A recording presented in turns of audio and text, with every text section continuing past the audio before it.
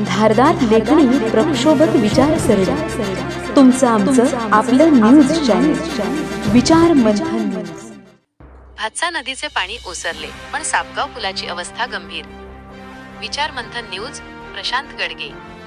शहापूर तालुक्यात सलग 2 दिवस झालेल्या मुसळधार पावसाने जनजीवन विस्कळीत झाले आहे।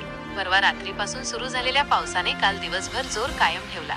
यामुळे भातसा धरणाचे 5 दरवाजे तब्बल 5 मीटरने उघडावे लागले। परिणामी नदीकाठच्या गावांमध्ये पूरस्थिती निर्माण झाली। या पुरात शहापूर तालुक्यातील महत्त्वाचा दुवा मानला जाणारा सापगाव पूल पूर्ण पाण्याखाली गेला होता। त्यामुळे तालुक्यातील सुमारे 150 गावांचा शहापूर शहराशी संपर्क तुटला होता। रात्रीपासून पावसाने उसंत घेतल्यामुळे भातसा नदीचे पाणी ओसरले असले तरी सापगाव पुलाची अवस्था बिकट झाल्याचे चित्र समोर आले आहे। पुलाचा रस्ता पूर्णपणे वाहून गेला असून पुलाला भेगा पडल्या आहेत। पुलाचे सुरक्षा कठडेही कोसळले आहेत। खबरदारी म्हणून कालपासून पूल वाहतुकीसाठी बंद ठेवण्यात आला असून चाकरमानी व विद्यार्थ्यांना मोठ्या गैरसोयीचा सामना करावा लागत आहे। दरम्यान तालुक्यातील अनेक लहान मोठ्या नाल्यांना पूर आला आहे। गावोगावी पाणी साचल्याने नागरिकांचे हाल वाढले आहेत। भातसा नदीच्या पाणी पातळीत झालेल्या मोठ्या वाढीमुळे नदीकाठच्या गावांना सतर्कतेचा इशारा देण्यात आला होता।